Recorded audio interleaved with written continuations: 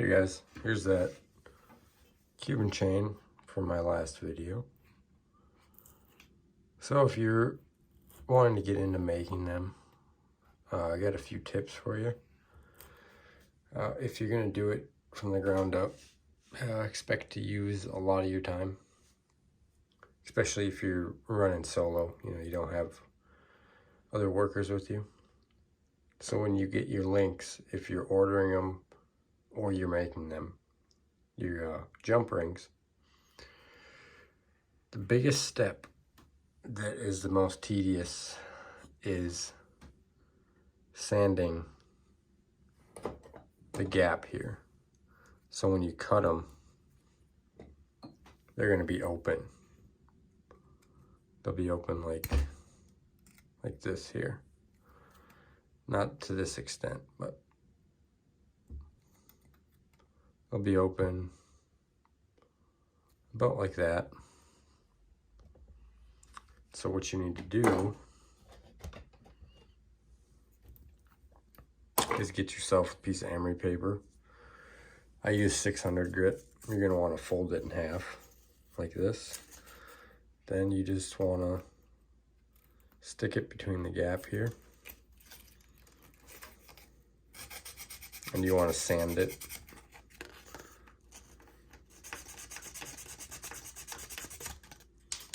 Till you get nice shiny edges right there. Even if it looks clean, I'm telling you, don't avoid this step. It's going to save you a lot of time with links breaking. The next step would be to try to use just the right amount of solder. So when you're putting all these links together, obviously, it's a really tight setup here. You don't have a whole lot of room to clean up excess solder. And so if you don't clean the links before you solder them, a lot of times they end up breaking. Another pointer would be make sure that your chain is always annealed when you're twisting it. What I like to do is take a pliers once they're all linked together and soldered, and it says like cutouts in it, little grooves. I will grab the links and I'll squish them into a oval. I just feel like it gets you a much nicer looking linkage. I don't know what you'd call that. There's just steps that you're going to want to take to limit the mistakes, I guess you could say. Yeah, this is how it turned out. It's a 20-inch chain. Well, it's like 20 1/8, but it's pretty hard to get it exact. It's a different style box clasp than what I'm used to making, but I like it. It's got the security latch on it. Let's see if we can hear the click.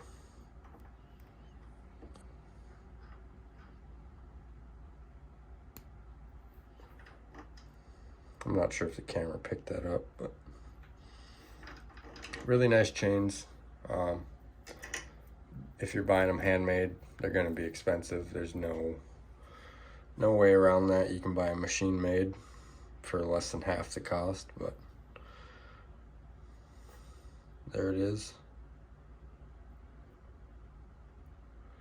And the machines, from what I've seen, I would consider this one actually pretty loose, but I don't even think machines can get them this tight. Typically, I would like to see the links more like that. That amount of distance would be nice, but it's so hard getting everything so that you could have it that tight. I mean, you gotta take into consideration the diameter of the wire before you're twisting it into coils. You gotta take into consideration the mandrel you're twisting it on, how big that is, because that dictates how much gappage you're going to have between links. And then the finishing process, cleaning it up, polishing it, that removes a little bit of material, so it might widen the gap a little bit. So the basic principle is you want a jump ring that's just fractionally bigger than twice the diameter of itself. So if you think about it, in this one jump ring, you have to fit 2 other jump rings the same size in it. So if it's just fractionally bigger, it should be a pretty tight chain. I don't really have a bunch of steel mandrels. I just use this drill bit. It was a pretty close size. This would be a different size wire. I think this is about 1 millimeter thinner than the wire I used for the chain. And then polishing, take time. So there's polishing and buffing, right? Polishing would include a brace of paper, and then buffing would be with the compound. Take the time to polish in between the links right here.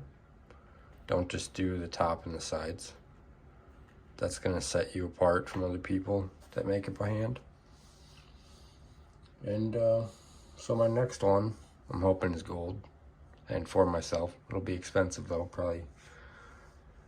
I don't know. It might be about a year before I can afford it, but if I make it out of 18 karat gold, even 14 karat, it's gonna be close to $2,000, maybe even over. So this one I think was 61 grams of silver after everything was filed off and polished. I used up close to 100 grams of silver. Like 15 grams of that, 20 grams of that is links that I had to fix, I had to discard and remake.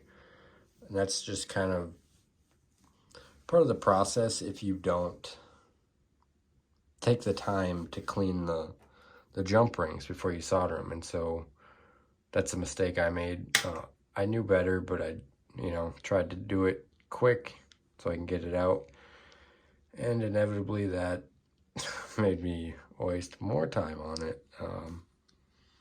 This chain, I'm sad to say, but I've got about 60 hours into it. It should be under 20 to make this just myself, but I didn't take the precautions I knew I should have, the ones that I've experienced before and thought I learned from, but doing it this time, I'm positive the next time I make another one, I'm going to take all my precautions seriously and hope that it goes quicker. So yeah, everything's going pretty good. I've got a few orders I need to start working on, people on the back burner. I got a ring with an opal I got to start making. I got a money clip I got to make. I got a stone I have to make a ring for. I got a prototype ring I got to make. I got to do a ring for my sister yet. I've got a stone she gave me like 2 years ago. There's a lot that I need, and there's people I got to contact that owe me money.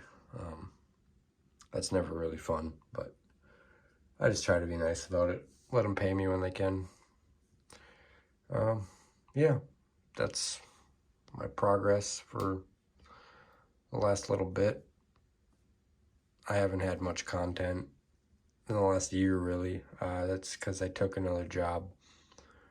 I'm doing post-frame construction, and that takes up the majority of my time, but as of now, I'm technically laid off, so I got a month or two where I can really focus on this work and hopefully pump out some nice jewelry. I got so many stones that I want to work with. I'll show you a quick. I also want to play around with my casting equipment. I haven't really got to play with it yet. I got some big garnets. Well, not really big, 4mm. I got emerald. So I've read about emerald, and apparently it's like a really soft stone, easy to break. So I got lab created emeralds. I got tons of CZs just to play with. We got a blue sapphire. We got I don't know what those are. We got pink sapphire. I had black diamonds. I think these are those. Got 4 little black diamonds here. These suckers are like $9 a pop, and they're only, I think they're 2 millimeters. We got peridot. I gotta find something to do with these peridot stones. This is a topaz. I think it's a London blue. I'm not really sure. This is that stone for my sister. Came out of one of my, I think my great-grandmother's ring. Wow, it lets me record past 10 minutes. We got all these peridots. Peridot is one of my favorite stones. It's just got such a unique green color. Other stones don't really have this kind of hue to it. We got, I think these are called trillion cut. And I've heard that's because you yell a trillion curse words or you're trying to set them. Basically a triangle. What else do we got here? These are all the CZs. I've got some round cut peridot. I got pink tourmaline. I got quartz. I think these are all empty. Oh, these got stones in them. I don't know. I'll have to look through these. I don't know what they are. Anyways, guys, God bless you. Have a great day.